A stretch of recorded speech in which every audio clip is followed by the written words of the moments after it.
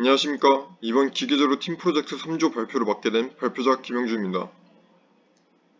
첫 번째로 차례입니다.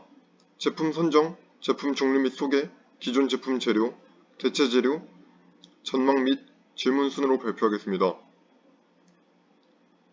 제품 선정 과정입니다. 저희는 떠오르는 아이디어와 의견을 수렴 후 제품을 선정하였습니다. 조원 각 한 명당 반드시 3개의 추천하는 아이디어를 제시하기로 하였고 투표를 통하여 1개의 아이디어로 결정하기로 하였습니다. 그렇게 18가지의 후보 제품들이 선정되었고 물론 이 제품 아이디어를 제시할 때는 제약 없이 떠오르는 아이템들을 자유롭게 제시하였습니다. 그 후보들 중에서는 참신한 아이디어들이 나왔고 이 아이디어 중에서 우리가 프로젝트에 제출한 한 가지 제품을 투표로 선정해 보았습니다. 저희가 투표를 하는 기준에서 가장 고려해야 한다고 생각한 것은 첫 번째, 제품이 실용적인가입니다. 의자는 현재 없어서는 안 되는 존재이고 의자로 인한 편리함과 용이함은 누구나 알고 있고 동의하는 것이기 때문입니다. 두 번째, 성능 향상을 위해 다른 재료를 고려할 수 있는가입니다. 시대가 좋아져서 많은 신소재가 개발되었지만 그럼에도 불구하고 반드시 어떠한 특정 재료를 사용해야 하는 제품들도 있습니다.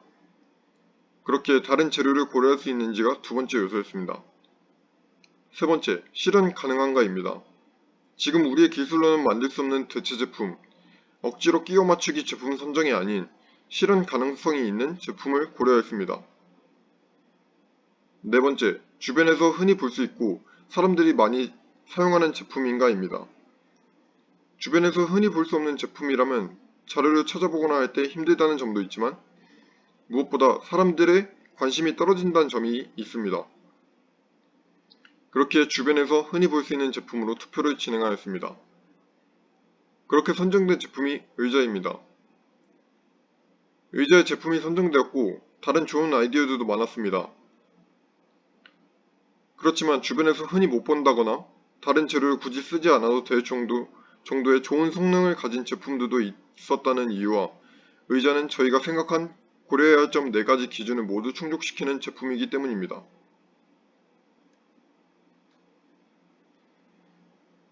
의자의 종류 및 소개입니다. 의자는 인간이 휴식을 취하기 위해 앉을 수 있는 가구 중 하나로 등을 기대는 등판, 앉는 부분이 좌판, 팔걸이, 다리로 이루어집니다. 그리고 의자는 구성에 따라 부르는 명칭이 다릅니다.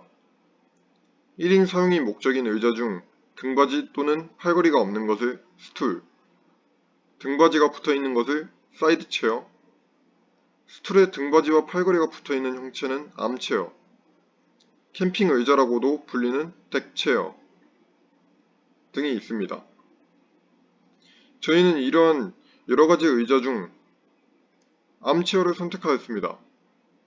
그 이유는 우리 일상에서 흔히 볼 수 있는 형태의 의자이기 때문입니다. 다음으로는 의자의 구조를 알아보았습니다.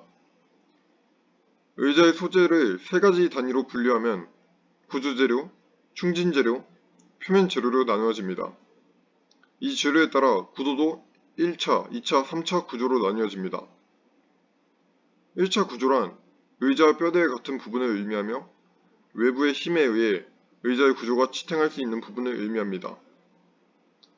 이러한 1차 구조에 해당되는 소재를 구조 재료라고 합니다.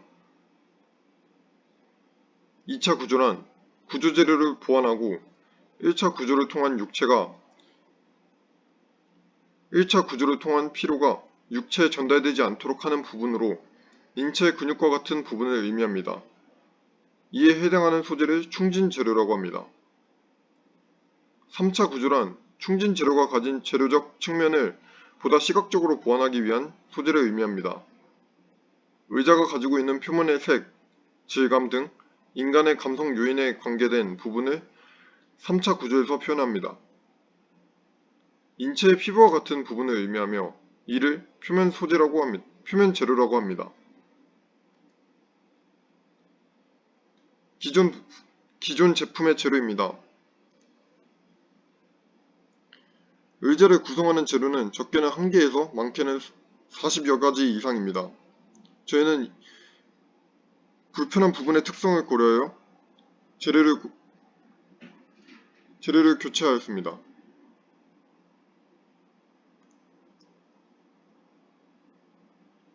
기존 의자의 불편한 점을 생각해 보았을 때 크게 4가지의 불편함을 찾을 수 있었습니다. 꿉꿉한 의자 냄새와 바퀴 부분 소음, 바퀴 멈춤 현상과 제품과 사용자가 접촉하는 부분에 통풍 문제가 있습니다. 부위별 재료와 특징을 알아보겠습니다. 저희는 기존 문제점을 없애기 위해 대체할 재료가 있는지 찾아보기 위해 먼저 재료에서 사용되는 부위별 재료와 특징을 찾아보았습니다. 위의 그림과 같이 등판과 좌판에 사용되는 재료에는 가죽, 패브릭, 메쉬, 소재가 대중적으로 쓰입니다. 각 소재에 관한 특징으로는 가죽은 인조가죽과 천연가죽으로 나뉘며 인조가죽의 장점은 천연가죽에 비해 관리가 용이하며 물이나 습기에 강하다는 장점이 있습니다. 단점은 열에 약하며 천연가죽에 비해 수명이 짧습니다. 천연가죽의 장점은 자연스러운 질감이며 내구성과 통기성이 매우 좋습니다. 단점은 물에 닿으면 쉽게 손상되며 관리가 어렵고 비쌉니다.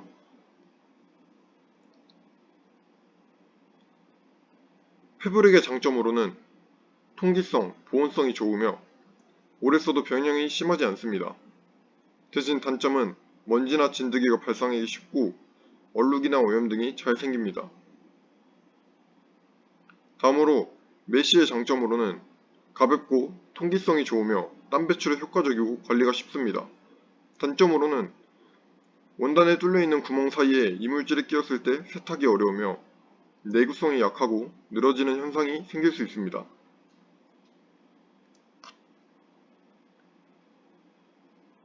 다음은 바퀴의 부위별 재료 특징을 알아보았습니다. 왼쪽은 나일론 플라스틱을 사용한 바퀴이고 오른쪽은 폴리우레탄을 사용한 바퀴입니다. 위의 그림과 같은 2가지 재료가 대표적으로 널리 쓰이는 바퀴 재료입니다. 각 소재에 관한 특징으로는 나일론 플라스틱의 장점으로는 가격이 싸고 대량 생산에 용이하며 강도가 비교적 강합니다. 단점으로는 노후 정도에 따라 소음이 심하고 바퀴가 잘 멈춥니다. 그리고 폴리우레탄의 장점으로는 소음이 적으며 바퀴의 움직임이 부드럽습니다.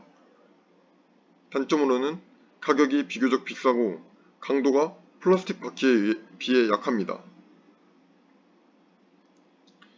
이제 의자에서 쓸 다른 재료 고려를 해보겠습니다.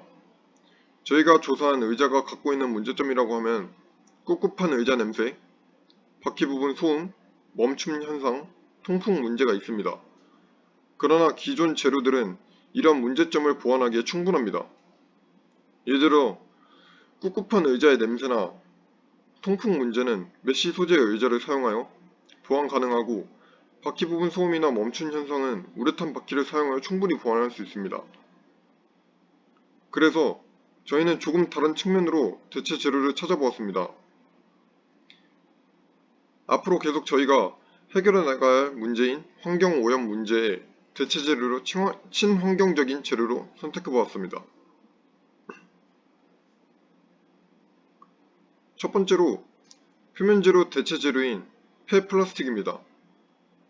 기본 재료였던 가죽, 패브릭, 메쉬를 대신하여 폐플라스틱을 이용한 섬유를 대체 재료로 사용하면 어떨까 생각해 봤습니다. 2020년 7월 버려진 페트병을 재활용해 만든 옷이나 신발들을 이용하여 패션 위크에 쓰여 미국의 한 의료업계 회사가 이슈가 되었던 적이 있습니다. 이때 페트병을 녹여 추출한 폴리에스터 섬유를 이용하여 신발을 만들었는데 버려지는 페트병을 이용하여 신발뿐만 아니라 의자의 가죽 소재를 대신하여 만들 수 있겠다는 생각으로 대체 재료로 선정하였습니다.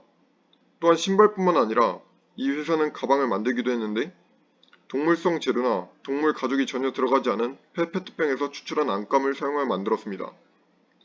이를 계기로 의자의 표면 재료로 가죽 대신 폐플라스틱 섬유로 대체하는 것을 친환경적인 부분으로 고려할 수 있습니다. 다음으로 충진 재료로 사용되는 대체재료 TPE입니다. 기본 재료였던 스펀지를 대신하여 TPE를 대체재료로 사용하면 어떨까 생각해 보았습니다. TPE는 고무의 높은 탄성, 고강도, 높은 탄성 저항성 뿐만 아니라 사출 성형 가공, 환경 비독성 안정성, 경도가 높고 우수한 색상, 질감, 부드러운 내구성, 내피로성 및 내열성을 특징화합니다. 가공 성능이 우수하고 경화가 없으며 2차 사출 성형 및 PP, PE, PC, PS, ABS, 매트릭스, 재료, 코팅 접착제 등의 비용을 줄이기 위해 재활용할 수 있으며 성형을 분리할 수도 있습니다. TPE는 환경보호 지침에 따라 최고의 환경보호 재료입니다. 또한 TPE의 대표적인 장점으로는 첫째, 재활용이 쉽고 비용이 절감되며 생산 공정에서 생성된 폐기물은 재활용을 위해 직접 리사이클 될 수 있고 중고 TPE 제품은 재활용하여 환경오염을 줄이고 재생 가능한 자원의 출처를 확대할 수 있습니다. 둘째, 대부분의 TPE는 경화할 필요가 없거나 경화 시간이 매우 짧아 에너지를 효율적으로 절약 가능하다는 것입니다. 다음으로 구조재료에서 플라스틱의 대체재료 바이오 플라스틱입니다. 일반적으로 의자에는 플라스틱이 많이 쓰이는데 대부분 폴리프로필렌입니다. 이 재료는 재활용하기도 어려우며 자연분해 능력도 현저히 떨어집니다. 그러나 대체재료인 바이오 플라스틱을 선정하면 이 플라스틱의 종류는 많은데 그 중에도 바이오 베이스 플라스틱을 선정한 이유는 다른 바이오 플라스틱에 비해 생분해 속도가 느리다는 단점이 있지만 강도가 우수하며 원료 가격이 싸고 성형 가공비가 저렴하다는 특징이 있기 때문입니다. 또한 분해 기간을 조절할 수 있으며 무엇보다 탄소를 저감시키는 데에 큰 의미가 있다고 예상하기 때문입니다. 질문입니다.